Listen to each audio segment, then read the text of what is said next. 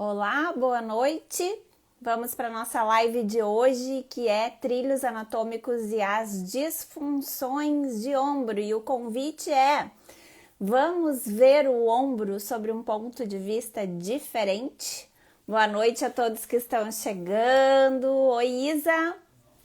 Oi, Flávia. Tô vendo algumas carinhas conhecidas aqui. Fazia tempo que eu não aparecia por aqui, né, gente? Eu passei por grandes mudanças aí nos últimos meses e aí realmente eu foquei nessas mudanças e me ausentei um pouquinho por aqui, mas já tô de volta agora pra gente falar sobre esses pilares que eu tanto amo, que são fáscia, trilhos anatômicos, avaliação, como tudo isso se conecta, como é que a gente traduz tudo isso numa prática clínica diferenciada e integrativa. Então hoje a gente vai partir do ombro, mas quem me conhece, quando eu falo de disfunção, a disfunção para mim é só um ponto de partida para nos levar muito mais longe e é isso que a gente vai fazer por aqui hoje. Então, boa noite, bem-vindos aí a todos que estão chegando. Quem é novo por aqui, levanta a mão, me diz da cidade e que mora, vai se apresentando aí para mim. A gente sabe ali no nosso perfil entrou bastante gente nova, então eu quero conhecê-los um pouco mais. Levanta a mão quem é novo por aqui para mim.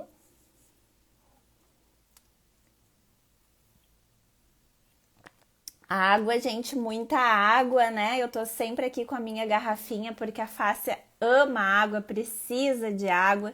Então, procurem sempre aí orientar os alunos de vocês e vocês também a tomarem água.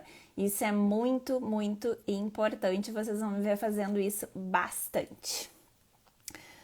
Muito bem, vamos começando então a nossa live pra gente não se estender muito, né? Que esse horário já tá todo mundo cansado.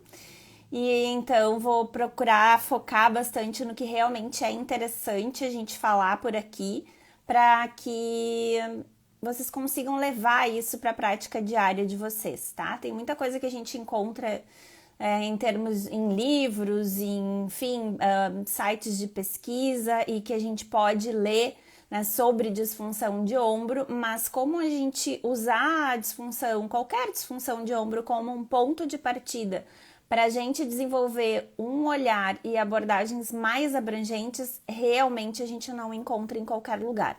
E por isso que eu vou trazer aqui para vocês, né, parte dessa minha jornada, como eu já estruturei essa linha de pensamento, para que vocês tenham mais facilidade, até mesmo na hora de buscar mais conteúdo, e que quando vocês encontrarem esses conteúdos mais pertinentes à patologia em si, vocês já logo consigam fazer essas conexões e irem por esse viés mais integrativo, tá? Vão dizendo aí para mim se faz sentido para vocês isso que eu tô dizendo aqui, se não faz sentido, se concordam ou se discordam, procurem interagir comigo ali, é importante para quem tá aqui falando, né, para um celular, esse feedback de vocês, tá bem? Se estão gostando, se não estão gostando, enfim, façam perguntas, deixem as perguntas ali na caixinha e a gente vai aqui se conhecendo, interagindo e trocando informações preciosas aí para vocês, tá bem? Então vamos lá, né? O que eu postei essa semana é que nós fomos então treinados para focarmos no tratamento e avaliação de segmentos do corpo. Concordam comigo? Que a gente foi treinado para avaliar o ombro, para tratar a dor do ombro, para fazer os testes, né, no ombro, de função do ombro, tudo focado para o ombro. E assim em todos os segmentos do corpo. Nós não fomos treinados, né, para olharmos o corpo como parte de um todo. E, portanto, eu fiz isso e acredito que muitos de vocês talvez ainda façam. Eu acabei muito tempo tratando só o segmento doloroso, o segmento disfuncional, né? Conta aí pra mim se acontece com vocês isso, tá? E aí eu lancei a pergunta: como seria pensar em cada segmento como parte do todo? E ainda, né, como o todo repercute no segmento sintomático, disfuncional, Sem dúvida é bastante desafiador. É muito mais simples quando a gente foca apenas no segmento que está gritando para a gente, que está nos chamando a atenção, que já está mostrando uma alteração. É muito mais desafiador a gente usar esse segmento sintomático como um ponto de partida para que a gente olhe para o todo e para que a gente intervenha no todo, realmente modificando a saúde dos nossos pacientes como um todo. Realmente é desafiador. A jornada não é tão simples, né? A ciência vem avançando muito com relação a isso. E fáscia, e o conceito de tensegridade, e os trilhos anatômicos, e uma nova forma de avaliar, são pilares fundamentais que suportam essa nova visão, essa visão do profissional integrativo. Tá? E é sobre isso que a gente vai falar aqui, usando o ombro apenas como um ponto de partida para que a gente desenvolva esse olhar mais abrangente. Alguém aqui tem dúvidas sobre isso? Vão falando ali comigo, por favor. A gente vai conversando. Eu deixei uma caixinha lá nos stories também, para quem tiver dúvidas e quiser deixar por lá, caso eu não consiga responder aqui, tá? A gente pode continuar falando lá pelos stories depois. Então, se a gente vai falar das disfunções de ombro, quais são, então, as disfunções de ombro? As principais disfunções de ombro. Então, a gente tem relatado aí, né, dando um Google, vocês vão ver, eu fiz isso, né? Eu gosto de ver o que está sendo dito pelo Dr. Google. E aí a gente encontra, assim, síndrome do impacto, tendinites, bursites, subluxações, luxações, fraturas, né? Então, tudo específico sobre o ombro. E aí, o que a gente vai encontrar nesses pacientes, né? O que o Dr. Google relata ali pra gente? Oi, Jaque, é a Jaque ou o Pedro que entrou na live agora? Eu nunca sei qual dos dois lá do Instituto Paulistano, que são os meus grandes amigos. O que a gente encontra no nosso paciente, né? A gente vai encontrar fraqueza do manguito, uma alteração da morfologia do acrômio, né? O acrômio ganchoso, o acrômio... Oi, Jaque! Ou o acrômio curvo. A gente vai encontrar nesses pacientes esporões da articulação acrômio-clavicular, a gente vai encontrar desequilíbrio muscular, frouxidão ligamentar, bursite acromial nesses pacientes com síndrome de impacto principalmente, instabilidade da articulação gleno-humeral. E aí, lá no finalzinho, né, quando eu li nesse artigo aí, influenciada pela postura, olha só, então, né, a gente até lê isso, né, que a postura pode gerar uma influência sobre o complexo do ombro, mas, né, é complexo a gente entender como especificamente isso acontece, mas aos pouquinhos a gente vai desvendando isso aqui ao longo da live. Muito bem, a partir disso, o que a gente vê ainda? Deixa eu colocar a imagem aqui para vocês que eu já tinha esquecido. Ó, faz tanto tempo que eu não faço live que eu já tinha esquecido de colocar a imagem para a gente falar sobre isso. Muito bem, tudo muito focado no ombro. Deem um Google lá que vocês vão ver também. Eu vou tirar os comentários um pouquinho. A Jaque já disse aqui, ó, no momento estou com 5 casos de alterações no ombro. É uma belezinha. Tem bastante, né? Assim como dor lombar, é um balaio de pessoas sofrendo, né, com esse tipo de comprometimento. Muito bem.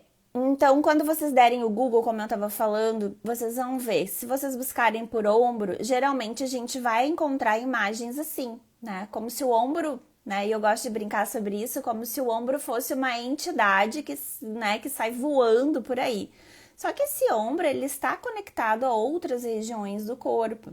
E a gente deseja para o ombro, como ele é complexo, a gente deseja que todas essas estruturas que vocês estão vendo aí nessa imagem, elas funcionem de uma forma harmônica, para que os nossos pacientes sejam capazes de exercer as suas funções do dia a dia, seja lá quais forem as suas funções. Mas se a gente olhar para isso, a gente vai conseguir perceber o quão delicado é essa estrutura, esse emaranhado de vias miofasciais, tendões, ligamentos, cápsula articular, bursa, enfim, tem inúmeras estruturas que circulam por esse complexo do ombro.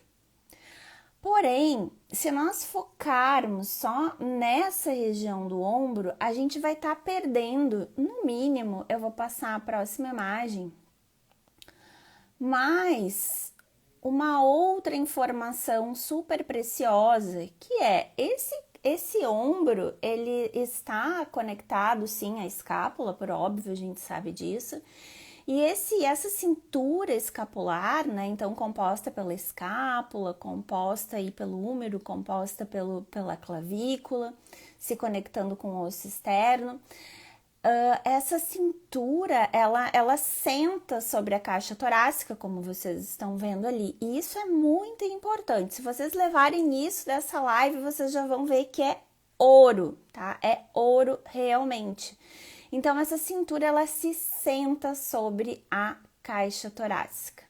O que quer dizer isso? Que se eu tiver alguma alteração no posicionamento dessa caixa torácica, essa cintura escapular, esse complexo do ombro, ele não vai conseguir funcionar de uma forma mais adequada ou mais adequada possível. Essa alteração no posicionamento da caixa torácica vai modificar a biomecânica do ombro. E aí, se eu ficar focada somente em resolver a tendinite do ombro, ou a bursite, ou a síndrome do impacto, sem olhar para o que está acontecendo com a caixa torácica, que provavelmente estará influenciando lá no ombro do paciente, eu posso ter resultados limitados com esse paciente. Isso é muito, muito, muito importante. Então, o que eu quero dizer para vocês é que muitas vezes não é sobre mais uma técnica para a gente tratar a tendinite, a bursite, seja lá qual for a patologia, mas é sobre a gente começar a ampliar o nosso olhar para essas inter-relações no corpo dos nossos pacientes. Então, para alguma patologia, alguma disfunção estar acontecendo no ombro, o que mais está acontecendo na caixa torácica desse paciente e no restante do corpo desse paciente? Faz sentido até agora isso que eu falei para vocês? Me digam se está ficando claro, se está fazendo sentido. Então, a gente veio agora até a caixa torácica, né? Mas, quando a gente pensa, né, nesse complexo e a gente olha para a escápula do nosso paciente, olha só, ela é considerada uma rotunda. O que quer dizer isso? Eu tenho diversas vias miofaciais que cruzam aí, que se ligam à escápula, que influenciam o seu posicionamento e que, por consequência, vão influenciar, sim, a biomecânica do ombro, né? Faz sentido? Então, olha só, o que eu vou ter? Eu vou ter um manguito rotador, deltoide, redondo maior, tríceps, bíceps e córaco braquial, que ligam a escápula ao húmero. Olha só que dado importante isso. Eu vou ter serrátil anterior e peitoral menor que ligam a escápula às costelas, né? Então, fica ainda mais claro, se eu tiver uma alteração no posicionamento dessa caixa torácica por consequência das costelas, eu já vou ter uma repercussão lá no ombro, porque eu vou modificar o posicionamento da escápula. E eu terei também trapézio e romboides e elevador da escápula, ligando essa escápula à coluna e à cabeça.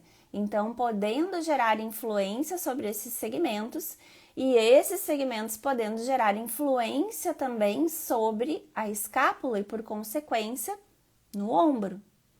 Olha só, quando a gente pensa, né, a gente está expandindo a partir da lesão do nosso paciente o nosso olhar. Vocês estão conseguindo acompanhar isso e tá fazendo sentido? A Jaque já disse que tá fazendo sentido, a Isa tá gostando, o Hugo também.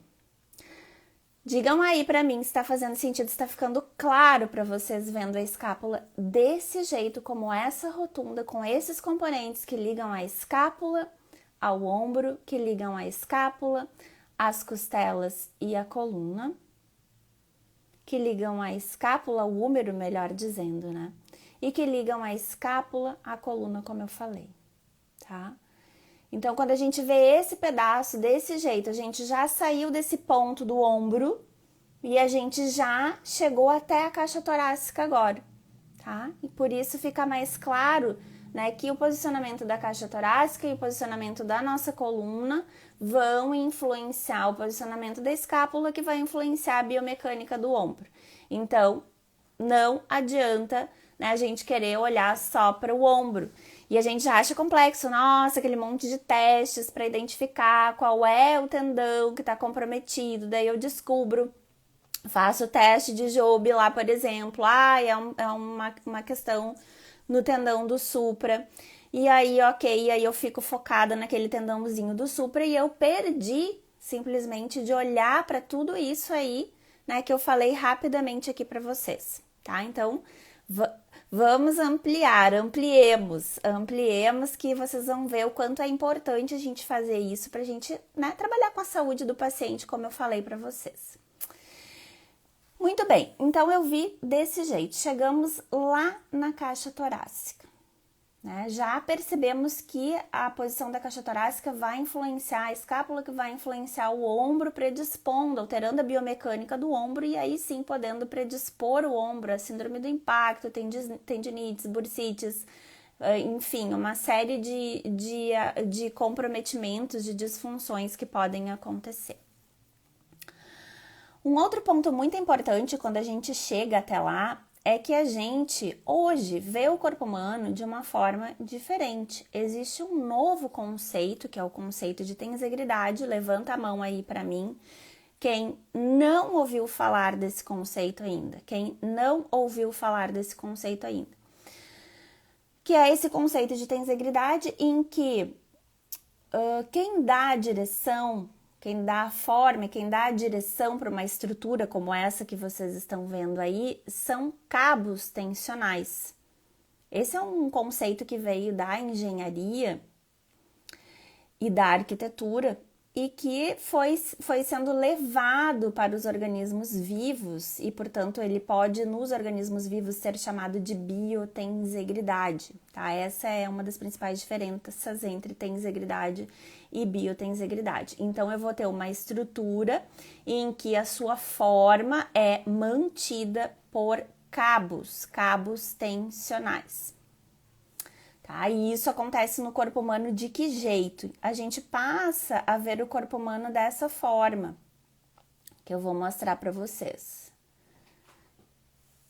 A gente passa a ver o corpo humano, eu vou desativar um pouquinho os comentários, desse jeito, em que os palitos que vocês estão vendo, esses pedacinhos de madeira, representam os nossos ossos, o nosso esqueleto ósseo, e esses elásticos coloridos representam os nossos cabos miofaciais, as nossas vias miofaciais.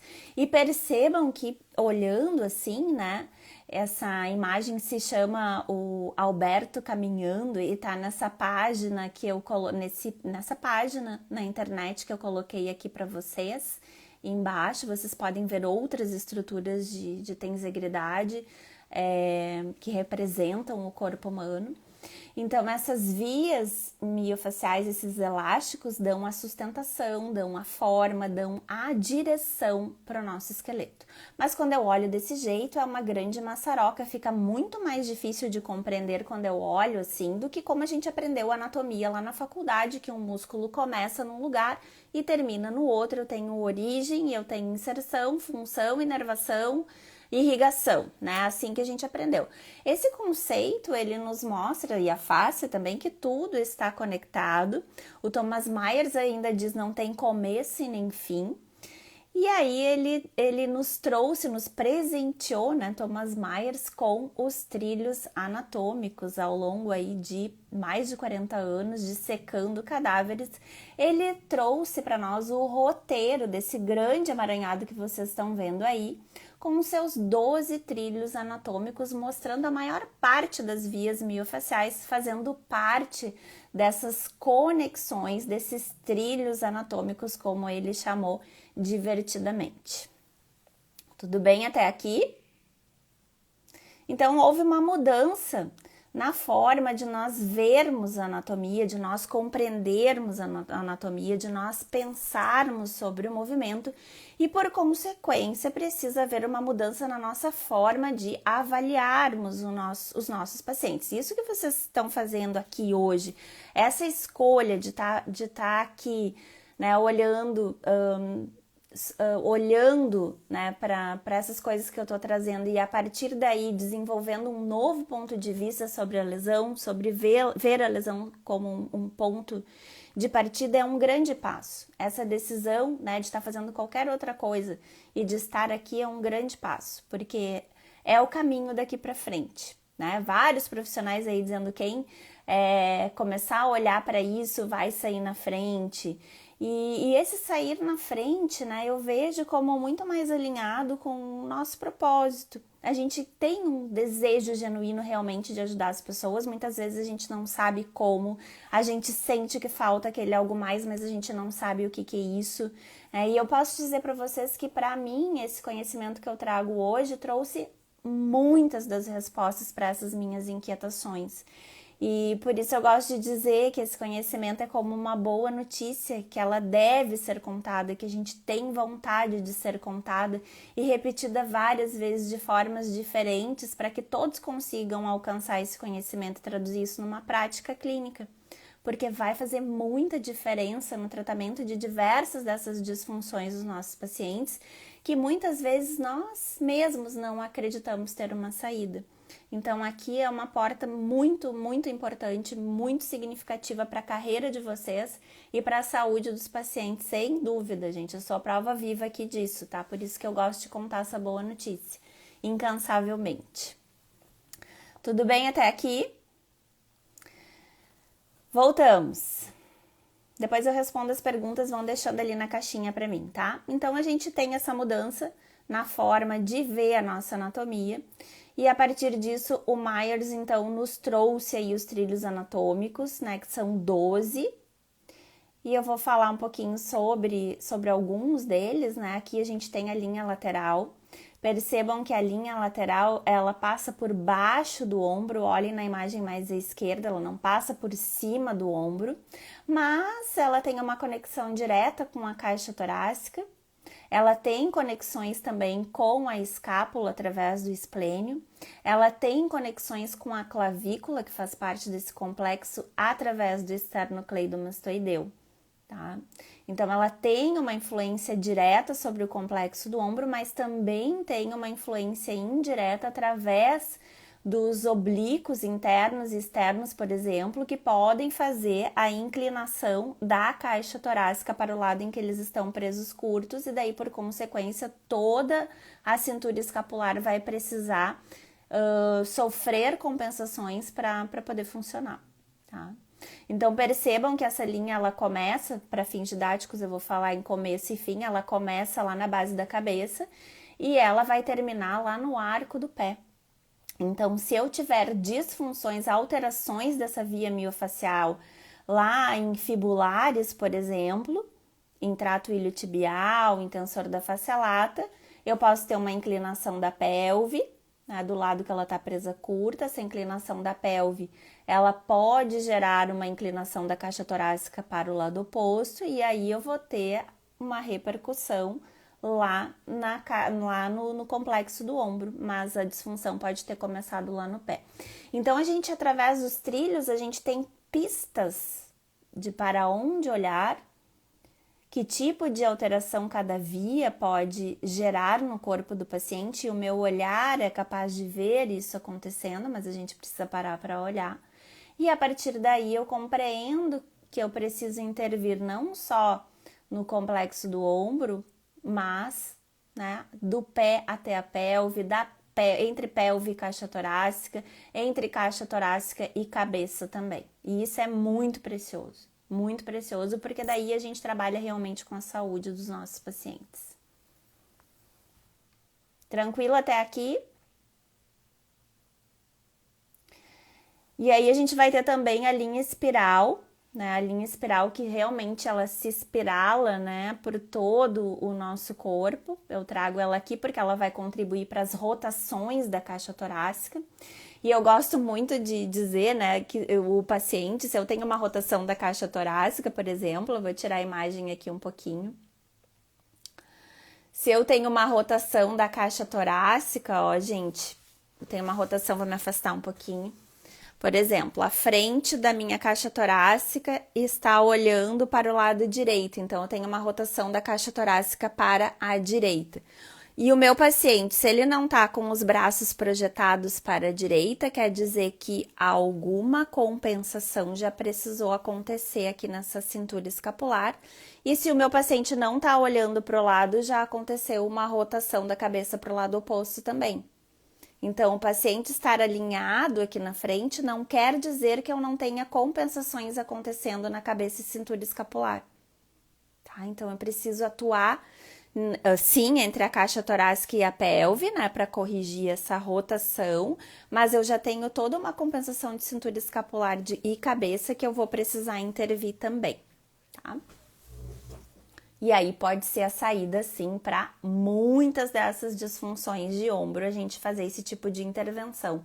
Pelo menos entre a pelve e a caixa torácica no primeiro momento, e depois ir expandindo para os membros inferiores também, porque eles também exercem uma influência direta sobre esses posicionamentos. E a gente começa a entender, né, como é que o pé tá ligado com a cabeça quando a gente vê um trilho anatômico inteiro como esse.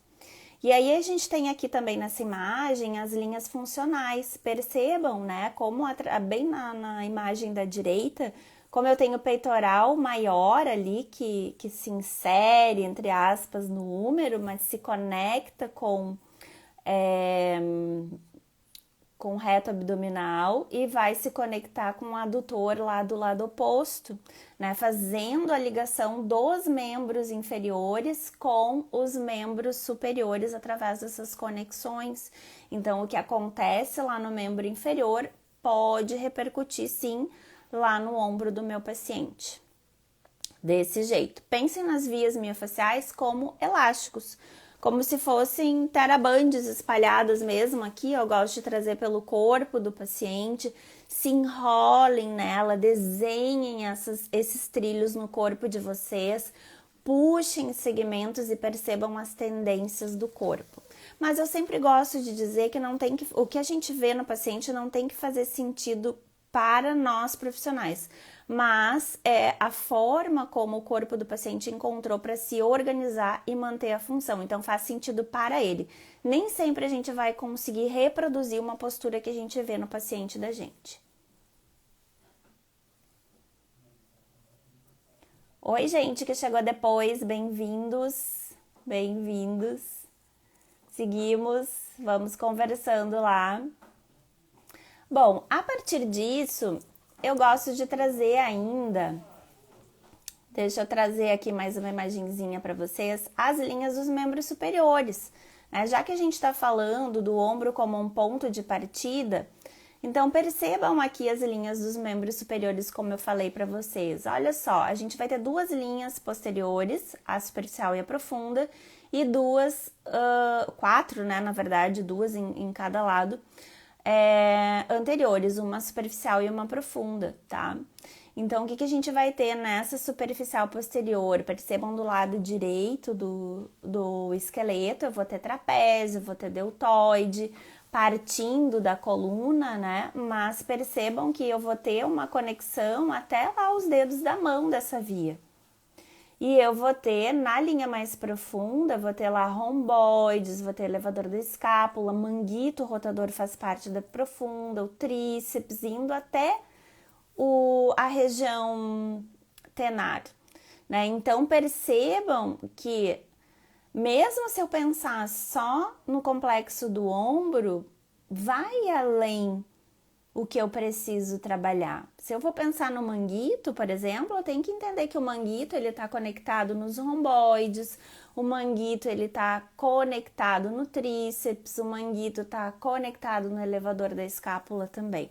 Né? E abordar todas essas vias aí, todas essas conexões até o dedo e até a cabeça do paciente. Tá? E aí aqui a gente tem as linhas anteriores dos membros superiores. Então, a gente vai ter na profunda peitoral menor, que exerce uma influência muito importante no posicionamento da escápula. A gente vai ter bíceps, a gente vai ter pronador e supinador.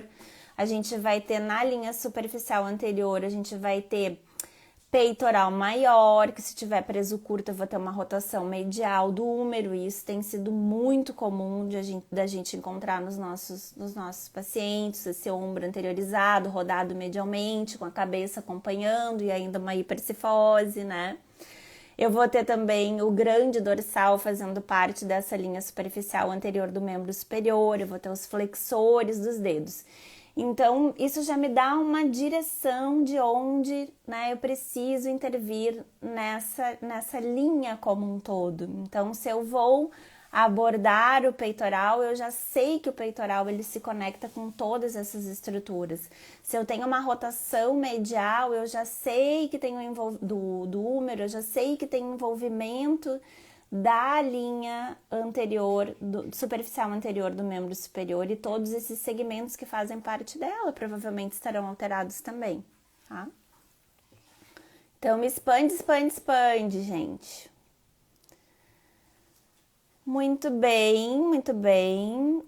Ah, eu trouxe a imagenzinha aqui, ó. Então, quando eu penso, eu gosto muito dessa imagem. Essa imagem, ela traz muita informação. Então, se eu tenho uma linha superficial anterior ali, que faz parte dela, o esternocleidomastoideu, faz parte dela a face costa-external e o reto abdominal, e ela está presa curta, né? Eu vou ter esse tipo de postura aí que vocês estão vendo nessa imagem. Então, esse tipo de postura vai influenciar o posicionamento do ombro?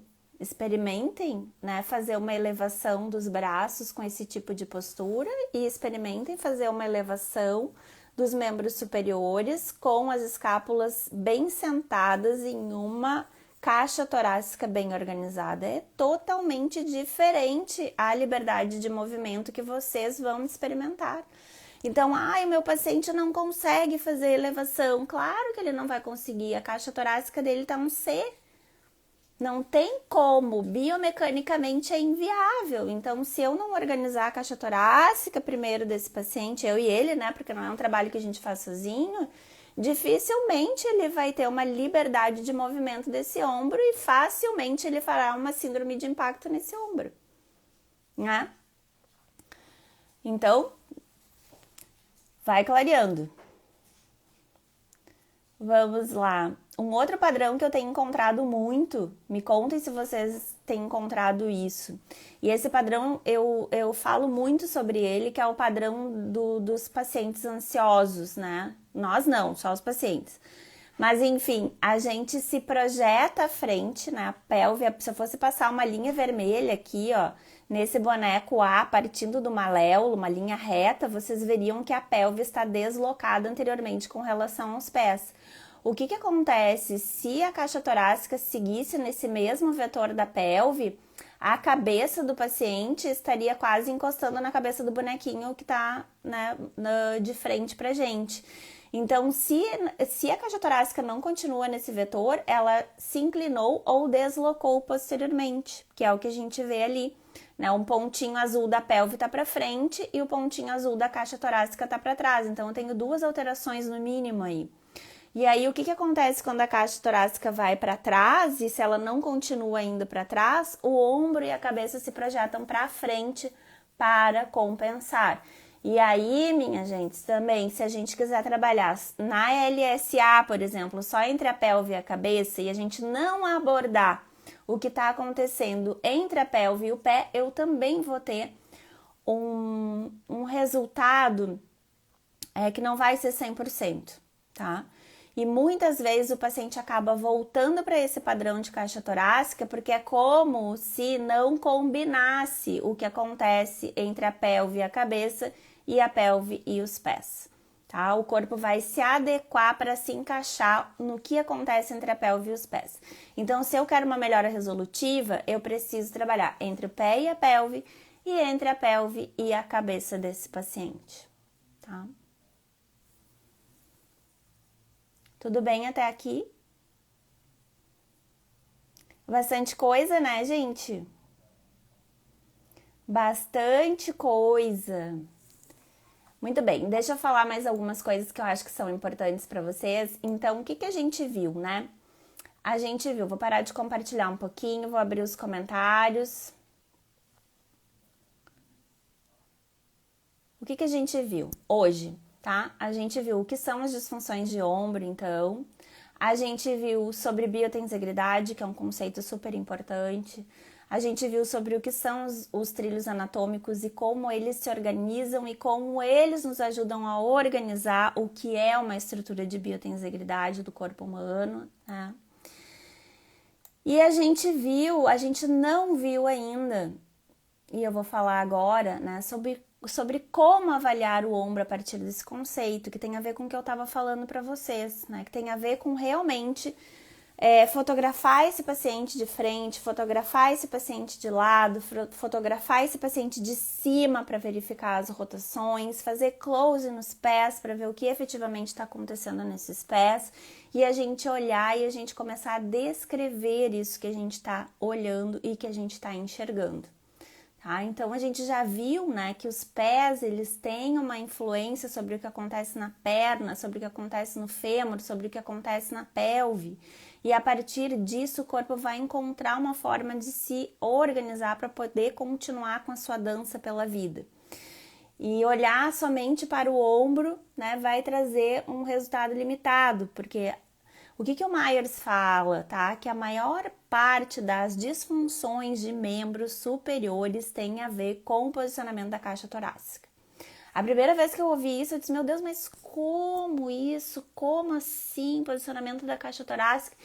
E aí repeti, assisti, reassisti, li, revi, né? Até que eu fui entendendo como tudo isso ia acontecendo, como o corpo ia tentando se organizar e nessa tentativa de se organizar, chegava um ponto em que esses cabos tensionais dessa estrutura de tensegridade não davam conta.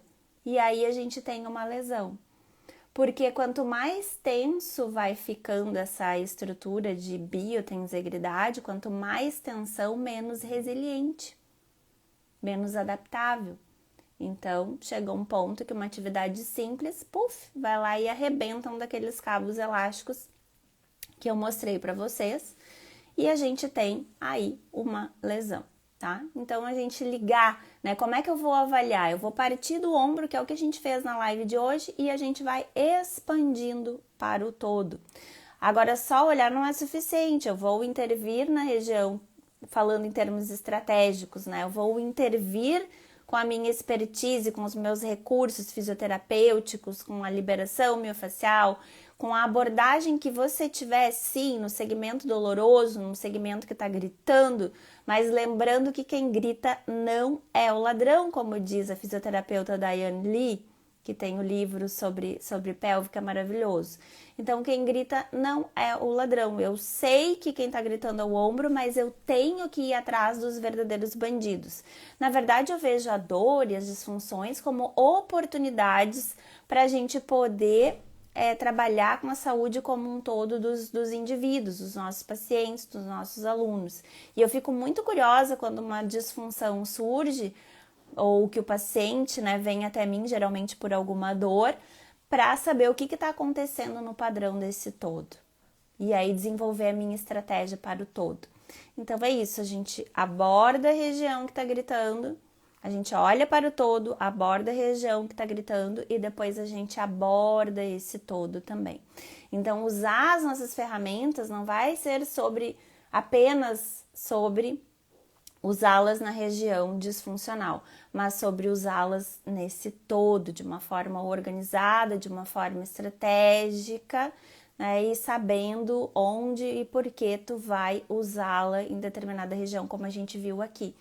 E é muito importante que a gente faça o processo de educação com os nossos pacientes para que eles entendam que ele tem um problema no ombro e tu vai sim precisar trabalhar lá nas pernas, lá no pé desse paciente.